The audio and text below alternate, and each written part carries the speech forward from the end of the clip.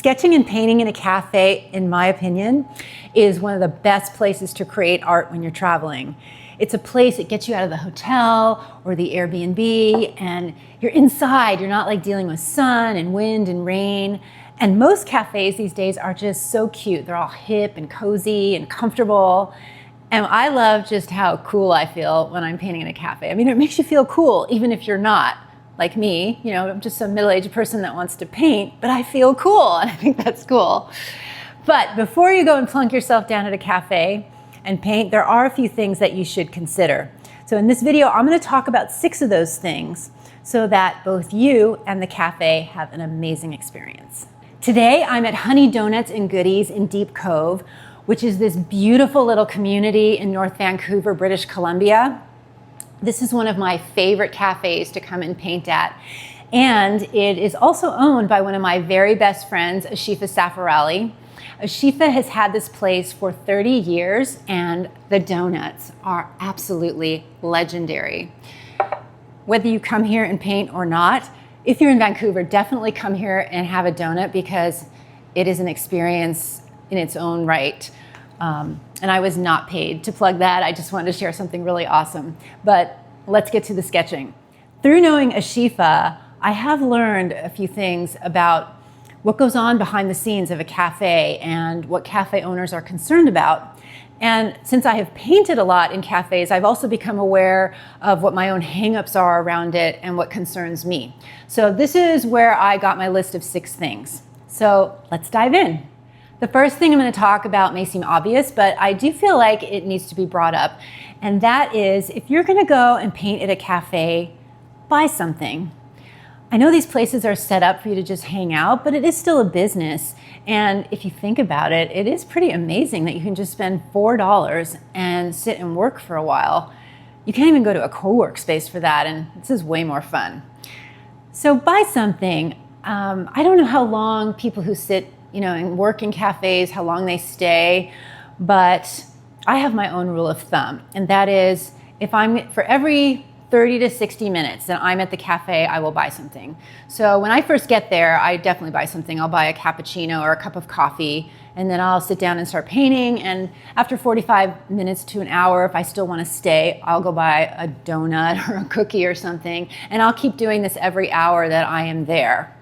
And in this way, I'm not just taking up space from another customer who might be spending money and want a place to sit.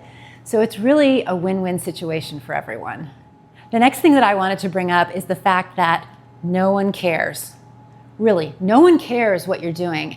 And this is really hard for us to believe because we care so much. We're really into what we're doing, and we're really aware of the fact that we're painting in a cafe, and we think, God, everybody must be watching us. No, they're not watching you. No one cares. I mean, the fact of the matter is that the majority of people who come into a cafe, they're either doing their own work, they're meeting friends, they're grabbing something and leaving, or they're scrolling through their phone, and they're totally oblivious to your presence. They really don't care. And in fact, it's pretty rare even that somebody will come up and even glance at my work, and it's even rarer that they'll talk to me. And if they do, they usually say something like, wow, everybody's an artist these days, or, oh, I paint, I should bring my stuff in here. It's always about them, or they're trying to process what you're doing in some sort of paradigm in their head. It really has nothing to do with you because they don't care. And I find this really interesting because when I paint in plein air, everybody talks to me. Everybody comes over and looks at what you're doing. There's something about when you're outside that's okay, and it drives me crazy because I don't want people talking to me when I'm painting. I just want to paint. But in a cafe, I think there's just some sort of unspoken rule that people respect your privacy. They think you want to be alone, and that's great.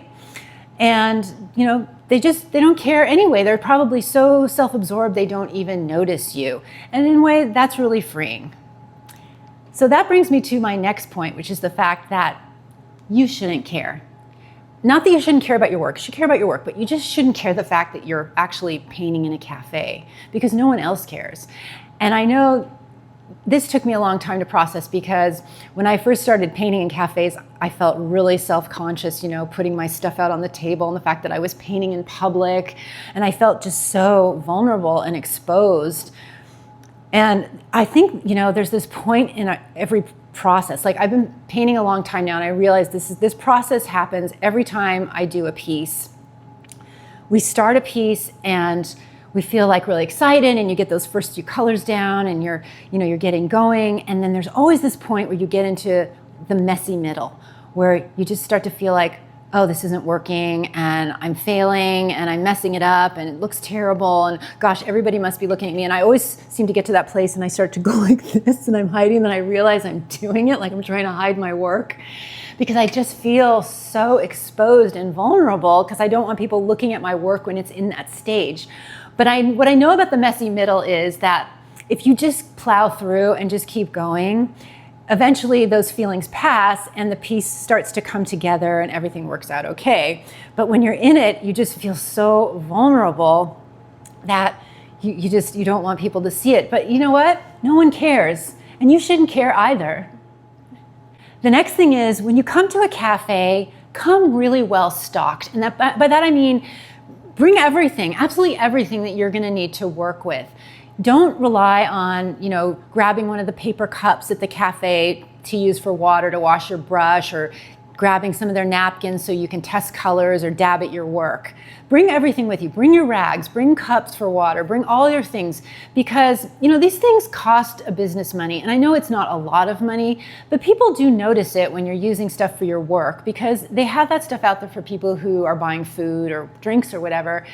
And it's just really bad etiquette. Now, if you do forget something legitimately, and that happens, I have forgotten my rags before or a cup for water, then instead of just taking something, go up to an employee and ask, hey, I forgot my rags. I'm just doing a little painting here. Is it okay if I just grab a couple napkins to use? And usually they won't care. They'll be like, oh yeah, go ahead, no problem. But if you don't say anything and you just take it, they might kind of look over and go, God, why are they using the cafe stuff for their work? That's not very cool. And it just creates this weird resentment. So good communication if you have to ask, but otherwise, come well stocked and bring everything.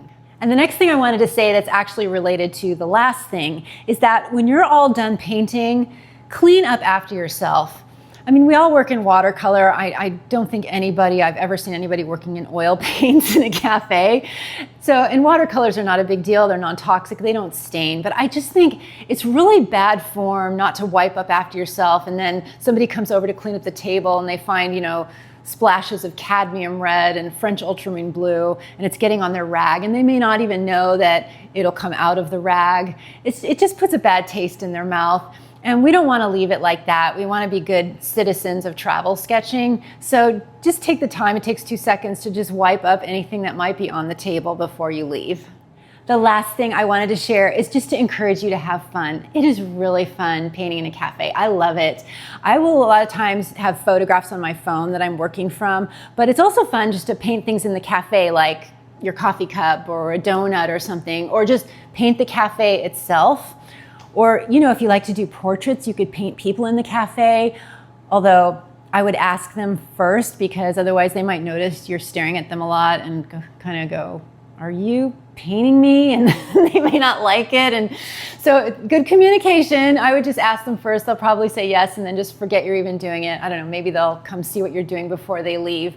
But whatever you do, just have fun. And I would like to give a big thank you to Honey Doughnuts and Goodies for letting me film this video here today. And also ask if I have left anything out of this list or you have an experience you'd like to share about painting in a cafe. I would love to hear it. I'm sure other people who are watching this video would love to hear it. So please leave a comment and remember to like and subscribe. Thank you so much for watching, and I'll see you on the next one.